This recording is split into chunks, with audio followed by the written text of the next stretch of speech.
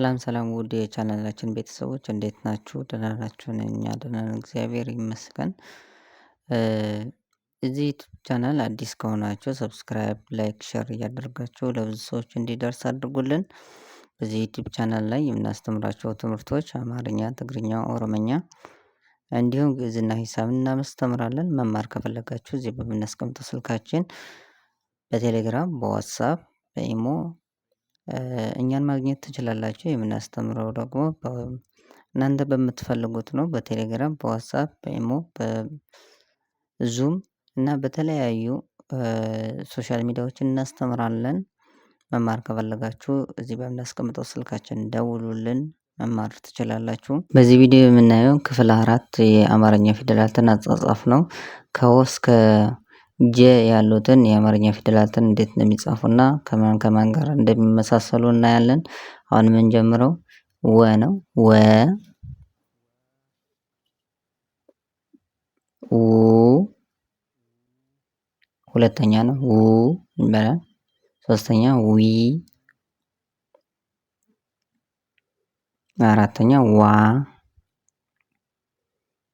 አምስተኛ ዌ፣ ስድስተኛ ው፣ ሰባተኛ ወ።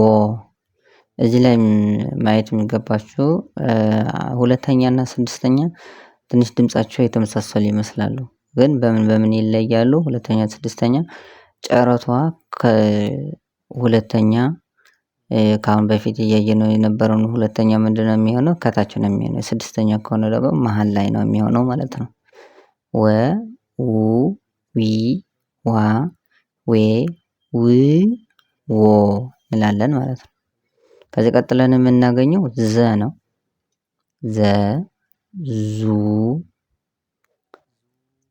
ዚ፣ ሶስተኛ፣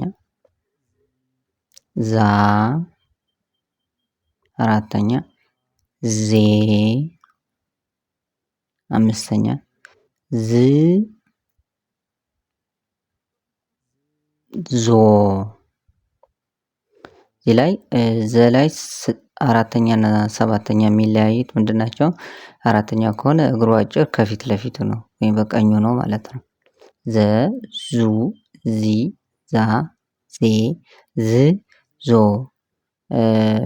ሰባተኛ ደግሞ እግሩ አጭር ከኋላው ነው ማለት ነው፣ ወይም በቀኙ ነው ማለት ነው። ያኛው ደግሞ በግራው በኩል ያለው ከፊት ለፊቱ ነው ማለት ነው።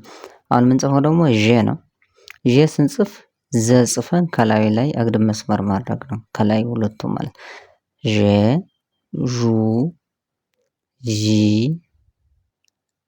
ዣ ስንል ዛ እንጽፍና ከላይ ራሱን መለስ እናደርገዋለን። ዤ፣ አምስተኛ።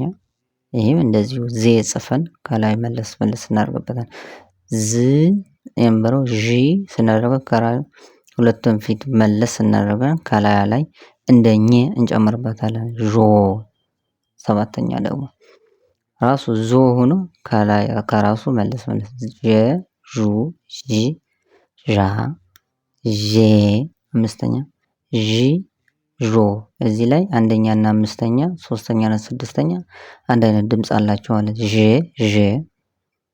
ዘና ዠም ልዩነታቸው እንደነገርኳችሁ ከላይ ላይ ዘ ትጽፉና ከላይ ላይ ምን ማድረግ ነው? አግድም መስመር ማድረግ ማለት ነው። ከዚህ የሚቀጥለው የ ነው። የ፣ ዩ፣ ሁለተኛ፣ ይ፣ ሶስተኛ፣ ያ፣ አራተኛ። ዩና የሶስተኛ የሚለያዩት የ ትንሽ ወረድ ትላለች። አምስተኛ የ፣ ስድስተኛ ይ፣ ሰባተኛ ዮ። የዚህኛይቱና ሁለተኛ የሚለያዩት ደግሞ የሁለተኛ ከሆነ ከታች ነው። ይሄ ደግሞ ከላይኛው ዜሮ ከሚመስለው ቅጥያ ነው። የ፣ ዩ፣ ይ፣ ያ፣ የ፣ ይ፣ ዮ እንላለን። እዚህ ላይ የአንደኛ እና አምስተኛ ድምጻቸው አንድ አይነት ናቸው። ሶስተኛ እና ስድስተኛም አንድ አይነት ናቸው ማለት ነው። የ በእንግሊዘኛ የምታዩት ምንድነው የሚመስለው? ፒ ነው የሚመስለው ማለት ነው። አሁን ደግሞ የምንጽፈው ደ ነው። ደ የጽፈን ከታቹ ላይ ማስቀመጫ ማድረግ ማለት ነው። ደ ዱ ስንል በሁለተኛ ላይ ስናያት የነበረው ቅጥያ ከታችኛው ከእግሯ ላይ እናደርጋለን። ዲ ሶስተኛ፣ ዳ አራተኛ እግሯን ማሳጠር ማለት ነች። ዴ ደግሞ ቀለበቷን እግሯ ላይ ማድረግ ማለት ነው። ድ ከሆነ ጨረቷ የነበረችው የስድስተኛ ጨረት አለችን በነበ ምናምን ላይ የምናገኛት ከላይ እናደርጋታለን ማለት ነው። ዶ ከሆነ ደግሞ የቀኝ እግሩ ማድረግ ማሳጠር ማለት ነው። ዳና ዶ ማለት ነው የሚለያዩት ሁለቱም ምንድን ናቸው?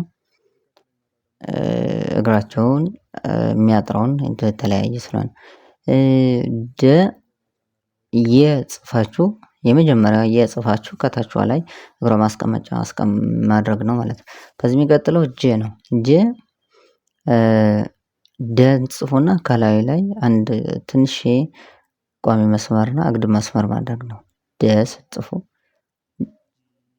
ከዛ ጀ ታደርጉታላችሁ።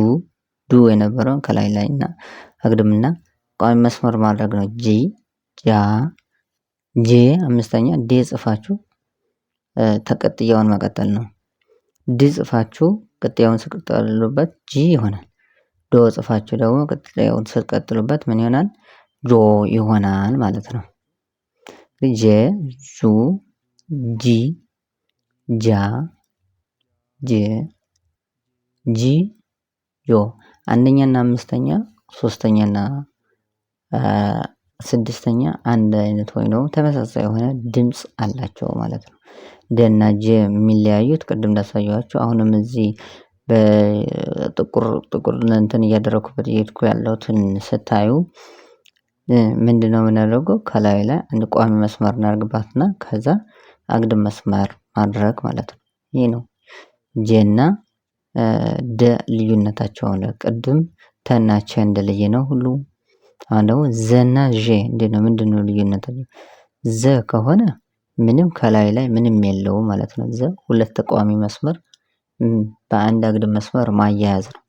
ዘ ከዛ ዠ ሲሆን ግን ከራሱ ምንድነው መለስ ማድረግ ማለት ነው። ከራሱ አግድም መስመር ትንሽ አጠር ያለው ከራሱ ማድረግ ማለት ነው። ይሄንን ነው የሚሆነው እነዚህ ልዩነታቸው ማለት ነው። አሁን ደግሞ ሁሉም ስንጀምር ወ፣ ው፣ ዊ፣ ዋ፣ ዌ፣ ው፣ ዎ፣ ዘ፣ ዙ፣ ዚ፣ ዛ፣ ዜ፣ ዝ፣ ዞ፣ ዠ፣ ዡ፣ ዢ፣ ዣ፣ ዤ፣ ዢ፣ ዦ፣ የ፣ ዩ፣ ይ፣ ያ፣ የ፣ ይ፣ ዮ፣ ደ፣ ዱ፣ ዲ፣ ዳ፣ ዴ፣ ድ፣ ዶ፣ ጀ፣ ጁ፣ ጂ፣ ጃ፣ ጄ፣ ጂ፣ ጆ እነዚህ ይመስላሉ የዛሬ የነበሩን።